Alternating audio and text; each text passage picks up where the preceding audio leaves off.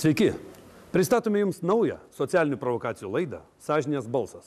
Ir su Jumis sveikinuosi aš, laidos vedėjas Dainius Palivonas. Ši laida yra unikali tuo, jog mes imituosime nusikaltimus, apgavystės ir stebėsime, kaip Jūs reaguojate į šias situacijas. Ar liekate abejingi, padedate, o galbūt tampate nusikaltimo bendrininkais? Taigi pirmoji situacija – miesto centre nualpęs žmogus. Prisiliesti prie to žmogaus, kuris yra nešvarus, apskretęs kažkoks, senis atbėjo kažkur, tai į nemalonų žmogų, bet ir paprastas žmogiškumas, tai yra pasilenkti prie ir jam padėti, tai vis tiek žmogus yra, ne kažkas, žmogus eina prie šuns pasilenkia, prie katės pagalvos, o tai prie žmogaus to labiau reikia prisiliesti.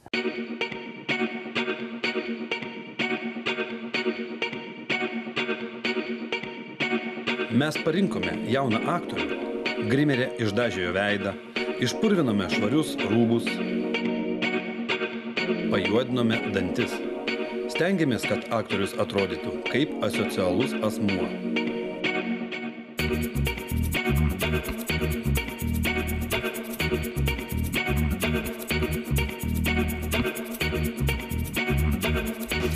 Šis mūsų sukurtas personažas eis gatve ir nualps, prašydamas aplinkinių pagalbos.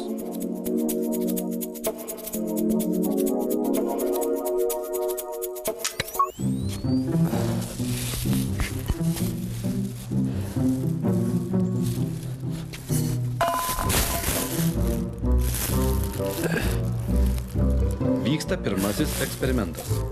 Kaip matome, aktoriui nukritus, žmonės neskuba jam padėti.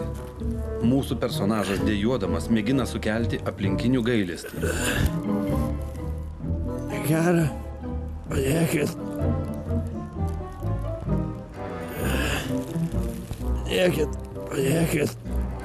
Padėkit. Kas jums yra?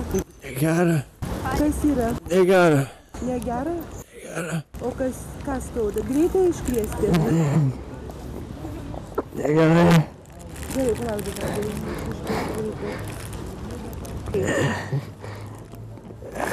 Aš iškviesiu greitai. Labadiena, LRT televizija, laida Sąžinės balsas. Sakykit, prašau, kodėl sustojate padėti žmogui? Todėl, kad nusigandau, galvoju, gal kokia problema atsitiko. Ar tenka matyti tokius žmonės, nukritusius dažnai?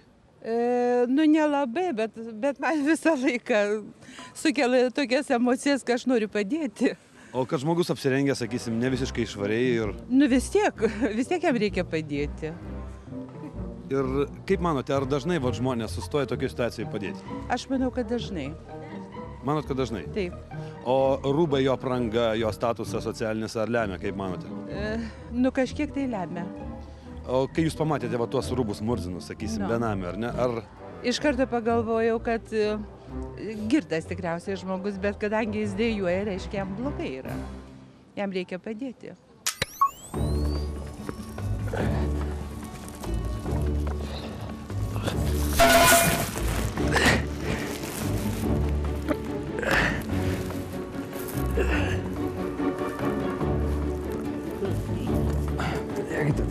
Atsistot.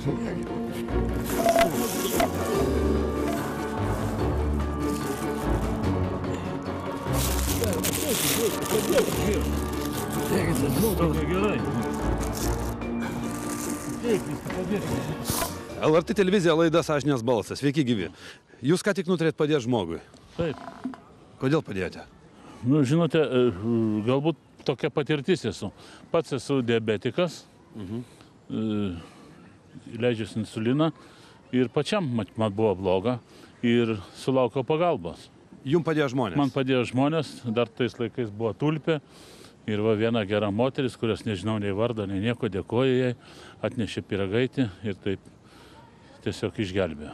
Tai gaunasi, kad tas grandinės principas veikia. Padėjo jums, jūs dabar padėte kitam. Žinau. Ir kaip manote, ar žmonės apskritai reaguoja į tokius įvykius? Man atrodo, kad reaguoja, nes negali būti žmonės visi svetimam skausmui.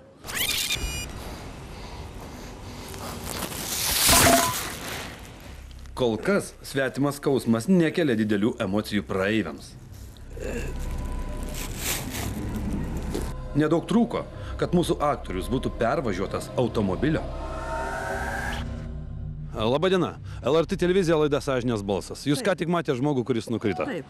Kaip sureagavot? Žiūriu, kas tenai bus. O nekilo mintis prieiti padėti jam? Nu, galiu nueiti. Jums kilo. O kodėl jūs praėjote pro šalį? Todėl, kad jisai, man atrodo, girtas buvo.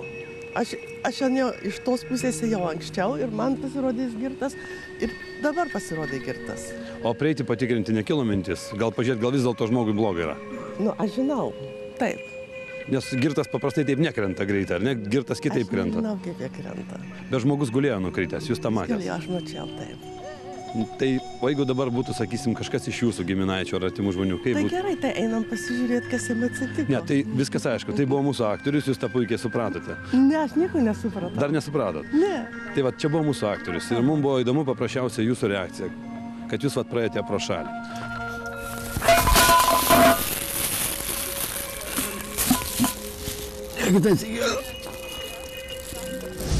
Labadiena, merginos. LRT televizija laida Sąžinės balsas. Jūs nesustojate padėti žmogui, o dabar nenorite ir pabendrauti?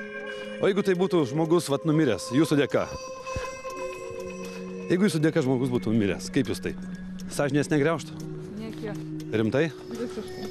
Jums patinka, kada miršta žmonės? Jeigu tai būtų jūsų artimas žmogus? Susiraskit, ką kitą pakalbėti.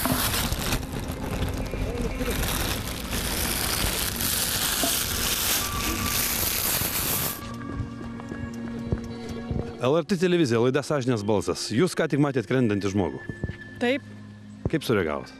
kaip sureagavau, nelabai kaip. Todėl, kad girtas, jeigu matyčiau, kad ne, tai gal eičiau padėti, bet tokiam žmogui, nu tiesiog nežinau. O kaip nustatėt, kad jis girtas? Nu šiaip matosi. Nežinau, nebent čia buvo surežisuota, tai tik dėl to. Bet iš šalies praeinant, tai tikrai pasakyčiau, kad girtas. O kaip manot, girtam žmogui nereikia padėti? Galbūt ir reikia, bet, nu nežinau kaip pasakyti. Ne visi tam ryžtas ir aš, pavyzdžiui, nežinau, ką su juo daryti, reikėtų čia tampytis ar kažką ir ar mano jėgom būtų jam pagelbėti. Kadangi yra aplinkui nemažai žmonių, ar negalima buvo lygiai taip pat pakviesti pagalbą, ar nekilo mintis pakviesti žmonės? Nelabai tokia mintis man nekilo. Jums šiuo metu buvo paprasčiau ignoruoti ir praeiti? Galbūt ne tai, kad ignoruoti, bet, nu, aš turiu šiaip reikalų ir nežinau kaip pasakyti.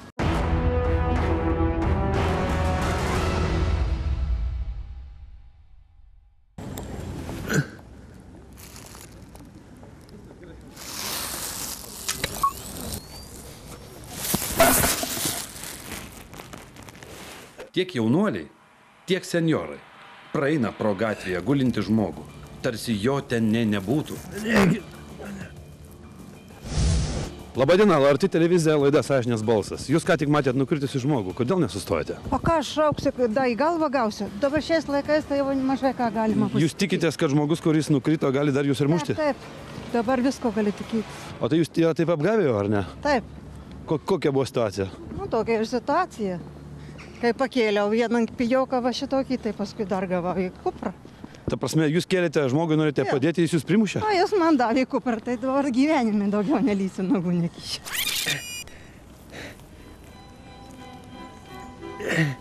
Padėkit atsikelt.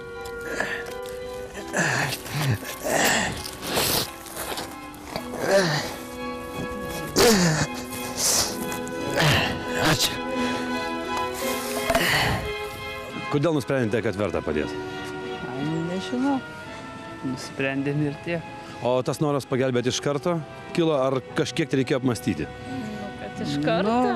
Man bent jau iš karto. Šiek tiek gal reikėjo pamatyti, nes neaišku iš tikrųjų, ar jam kažkas iš tikrųjų atsitiko, ar jisai tiesiog padaugino. Jeigu būtų nukritęs džentelmenas su kostiumu, svarstymų turbūt nebūtų, ar ne? Keista situacija iš tikrųjų. Po reklamos matysite pirmosios situacijos tęsinį ir prekybą laisvo elgesio merginos paslaugomis.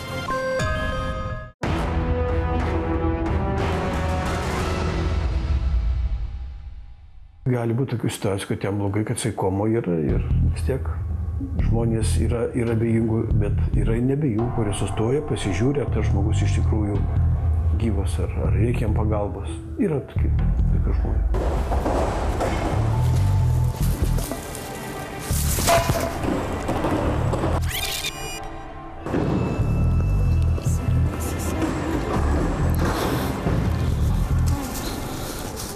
bloga?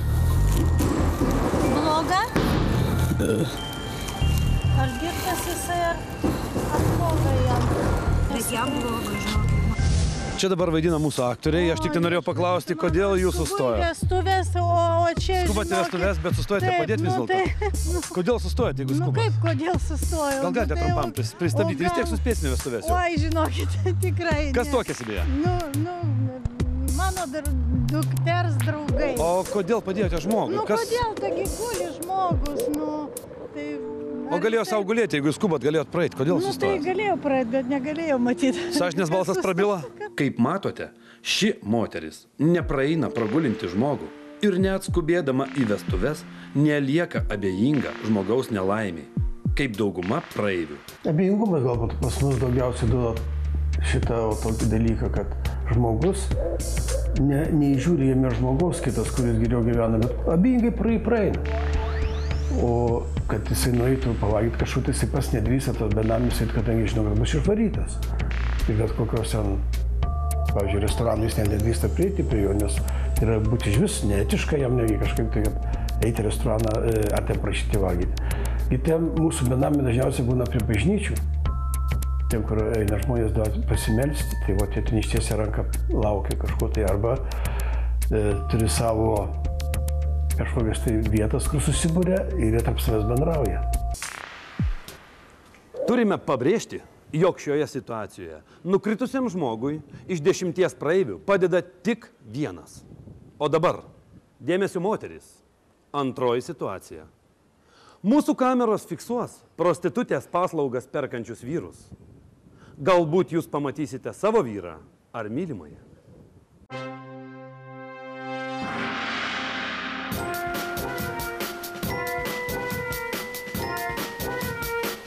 Lakuoti aukštakulniai, tinklinės pėdkelnės, grakšti eisena, elegantiška jauna mergina, juodi plaukai, raudonas paltas. Ir šalia jos stoviniuojantis vyras odinė striuke, besiblaškančių žvilgsnių, ieškantis potencialių klientų. O suradęs juos, įsiūlo merginą, išgiria ir garantuoja jos paslaugų kokybę. Susidomėjusiam klientui lieka įsivesti telefono numerį ir paskambinti vėliau. Arba pasinaudoti pasiūlymu dabar. Kas yra? Matote tą panelę? Nu. Čia mes atvažiavę į profesionali šokėją, masažuotoją, iš La France atvažiavę. Saloną, kaip šiandien tokia lietinga diena, už 200 metų turime būtų viską. Klausyk, gal tu nori į prokuratūrą kartu su manimi? Kokią prokuratūrą? Nereikia man tokių bairių. Nereikia? Ne. Tai aš tenai dirbu, jeigu ką. Jeigu nori, tai galim tenai nueiti. Ne, pasiaiškinsim, iš kur jinai yra, iš La France, 200 ir 300. Labą dieną, LRT televizija laida Sąžinės balsas. Kaip vertinate tokių žmonių veiklą, kurie gatvėje siūlo paslaugas? Tai yra netoleruotina, iš tikrųjų, tai ši nusikalstama veika yra pas mus kriminalizuota ir iš tikrųjų tas moteris gina įstatymas ir, iš tikrųjų kovojama prieš tai. Šį kartą privalėjome nutraukti pasiūlymą, nes dirbantis prokuratūroje asmuo ketino mūsų personažą nubausti. Sveikas. Labas. Turiu, žinokit, panikę ekstra klasės. Parvežta La France. Tikrai, geras lygis, žinokit, 600 litų. Aš tikiu, kad geras lygis. Mokėdom, dabar šiaip paprastą dieną, 150. Pažiūrėkit, jinai biškiai apkvaitus. Nereikia. 150. Niekada neteko, kad prieitų pasiūlytų. Ne, tikrai ne. Bet iš vis girdėjote, ar ne, kad prostitucija yra toksai verslas? Tai o kas negirdėjo? Prostitucija. Kaip vertinate, ar iš vis šitą veiklą? Ką? Kaip šitą veiklą, Lietuvoje, jūs vertinat, kad jinai tinkama, netinkama? Jinai visam pasaulyje yra ir čia tik tai reikia sutvarkyti, gal, sakykime, tą mokestinę pusę. Jinai yra, buvo ir bus. Tai gal geriau tada valstybė kažkokiu tai būdu Ta prasme, jūs susirinktų. Kažkaip jeigu tai būtų kaip lošimai, kaip visa kita. Jūs už įteisinimą, bet už legalų. Taip, nes tai yra. Tai išnaikinti nėra šansų. Prekybos žmonėmis problematika yra vis didėjanti ir gauna vis didesnį pagreitį, ypač Lietuvoje. Ir iš tikrųjų yra sunku nustatyti tikslius skaičius šioje srityje, bet skaičiuojama apytiksliai, kad Baltijos šalyse per metus prekybos žmonėmis aukomis tampa nuo 2–3 tūkstančių žmonių, o Lietuvoje, ekspertų teigimu, šis skaičius yra didžiausias iš visų Baltijos šalių. Sveikas. Žiūrėk, turiu ekstra klasės panikę. ten sėdi. Ką taip? Ekstra klasės, elitinė. 600 litų anksčiau imdom, dabar 150. Šiokią dieną. Jo, ačiū. Prašau, žinok. Sveikas. Turiu ekstra klasės panikę, o ten sėdim. Grįžom iš Le France, šiaip 600 litų, bet 150. Atiduosiu, žinokit. Tikrai ne. Kol kas mūsų pasiūlymai buvo atmesti, tačiau kuo toliau, tuo įdomiau. Atsirado žmogus, kuris mūsų poreliai nusprendė iškviesti policiją. Sveikas, turiu ekstra panelę. Nereikia. Iš Latvijos atvežta, žinokit. 600 litų šiaip šiokią dieną, dabar už 150 atiduosiu. Už 150 atiduosiu. Bet aš tau, žinok, viską, laiminga pabaiga, viską, aš tau garantuota, žinok. Ką jums čia? Nereikia, kam šis skambinti. Nespratau. LRT televizija, neskambinkit. Kur jūs skambinate? Į policiją? Į policiją. Būčiau padaręs, ką ir turėjau padaryti, daugiau nekomentuosiu. LRT televizija, laida Sąžinės balsas. Ką jums siūlė šitas žmogus? Siūlė šitą merginą iš Latvijos už porą šimtų. Už porą šimtų litų? Porą šimtų litų, taip. O kodėl jūs atsisakėte? Nes taip negalima. Draudžia įstatymai, būčiau paskambinęs policijai. O kaip jūs vertintumėt prostitucijos legalizavimą Lietuvoje? Nežinau, ne man spręs, iš tikrųjų, aš būčiau prieš. Ačiū Jums, ačiū už nuomonę. Dažniausiai savadautojai, suteneriai, jie grasina to, jog jeigu aukos netidirbinės pinigų ar nevykdys jų nurodymų, tai nukentės jų artimieji. Tai vienas iš svarbiausių dalykų, kad jos yra įbaugintos. Sveikas, turiu ekstra panelę. Matai? Sėdite? Kur sėdinai ten? Tai iš La France grįžom, aukščiausių lygio, profesionali. Rotės masažas iki galo. 200 litų šiokią dieną atiduodu. Turime butą. Tu rekvizitą duok. Dabar, telefoną ar ką galus kokius. Jos? Ta prasme. Gerai. Rašys. 200 litų, sakau, šiokią dieną. Dabar kol kas vieną turiu. Dabar kai tik į Žaliakalną komisariatą į apklausą važiuoju. Ne tas reikalas. Kaip tai kokį komisariatą? Nereikia jokių komisariatų, čia žinai mane. Palauk, aš tau sakau, aš važiuoju į apklausą, todėl man mergas dabar mergas, nerūpi. Ai, supratau, čia viskas atsak mūsų. Gerai. Mes galim eiti, bišką paitus, pasižiūrėsim, prasimankštinsim. Ne, aš mačiau, jūs čia stovėt valgyt, čia prie laiptų. Ką valgėm? Ta prasme, aš atvažiavęs ten mašiną pasistačiau ir pro čia jau reiškia, aš mačiau jūs prie laiptų stovėt. Ką tai pasi? Mergaitė šitą prie laiptų stovėt. Taip. Tai aš čia mačiau. Gerai. Telefoną sakykime. Profesionalą 86 35 90 66 23 metai. Tai 200 už valandą? 200 litų valandą. 200 litų valandą. Čia dar pigiai duodam. Galiu blaivą atvežti. Tai telefonas nedirbantis, ne? Kaip tai nedirbantis? Majaką, tai pajutau. Ai. Jo, viskas yra. Dabar nenori, prie žmonių, žinai. Tai kaip maždaug, kada šiandien būtų? Kas čia yra? Čia? Kamera, žmogau. Viskas filmuojam. Ar girdi? LRT televizija, laida Sąžinės balsas. Jūs ką tik tai jaunuolė, ne, prikabinote? Už ką į taip? Už ką jūs dabar gainėjot mane? Mes jūs negainėjom, mes atėjom pasiklausti jūsų, ką jūs darote su to jaunuoliu dabar. Ką jūs darot su mane? Aš jūsų klausiu. Ne. Jūs ką tik bendravote su juo, tai yra suteneris, ar ne? Jo, tai yra suteneris. Taip. Jis daro nusikaltimą, kaip jūs tai žiūrite? Tai aš jam ir sakiau, kad aš įvešiu į komisariatą. Aha. Taip. Būtumėt nuvežęs? Taip. Tai jūs labai pilietiškas esate. Taip, be abejo. Į apklausą važiuoja. Taip. O paskui mes būtume kartu važiavę. Jūs esate gal pareigūnas ar ne? Paleiskite tą žmogų. Buvęs pareigūnas. Paleiskite šitą žmogų, tegul. Ką dar norėtum pasakyti? Kaip vertinate iš viso tokius pasiūlymus gatvėse, kada pardavinėja merginas? Tokia pati pirių žurnalistai. Šią situaciją paliekame jūsų teismui. Žinokit, turiu pasiūlymą. Matot, tam to suliuko panelę su raudona. Gal ekstra, žinokit, panelę, iš La France grįžom. Šią dieną, kaip paprastą dieną, atiduosiu 150 litų. Erotinis masažas, viskas. Jinai apaitusi biškį. Galima eiti pasižiūrėti, pačiupinėsi. Kaip jūs? 150. 150. Ir Turime būti va čia. netoliese, ar ne?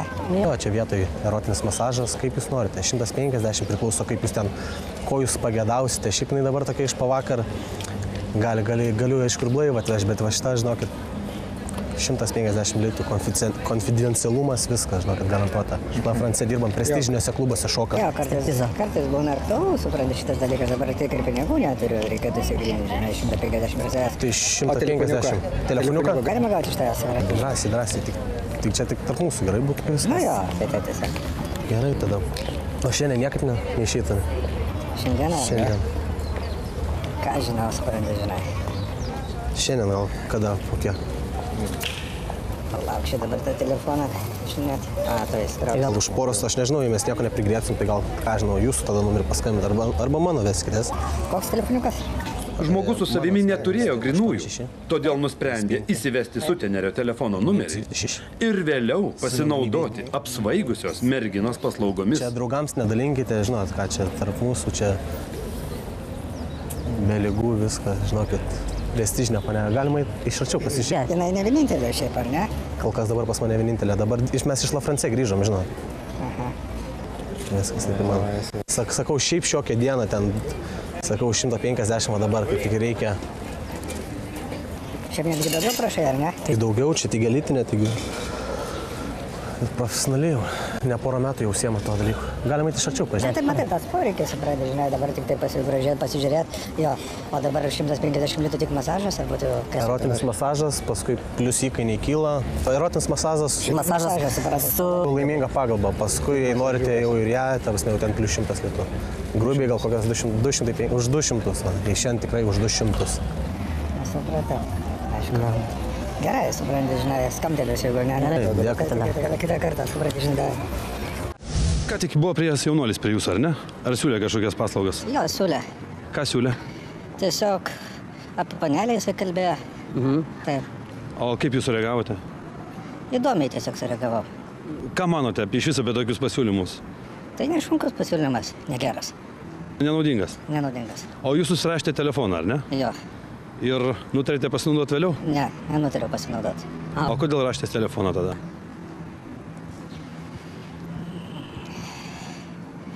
Galvoju, gali informuoti, ką nors reikės. Kilo mintis informuoti? Be abejo, tiesiog. Nes tai kažkas vis tiek, nedora.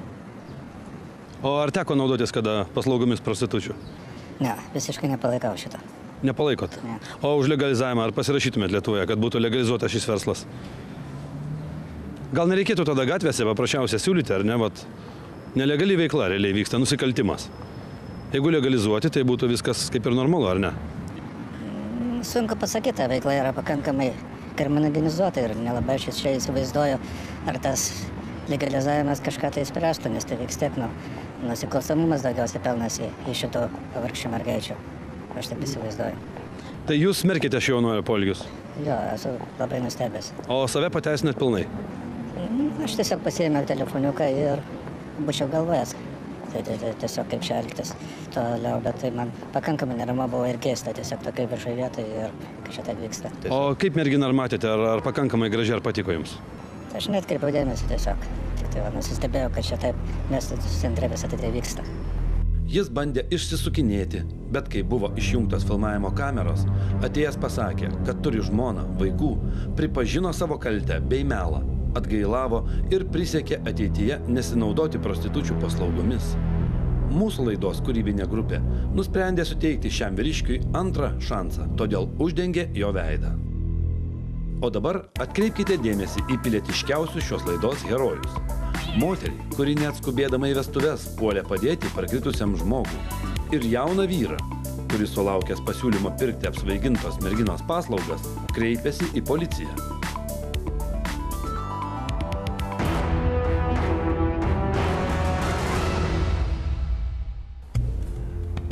Jeigu jūs patyrėte žmonių abejingumą, ar tapote nusikaltimo, apgavystės auka, liudininku ir norite, kad ši situacija būtų atkurta, susisiekite su mūsų Sąžinės balso komanda Facebook profilyje.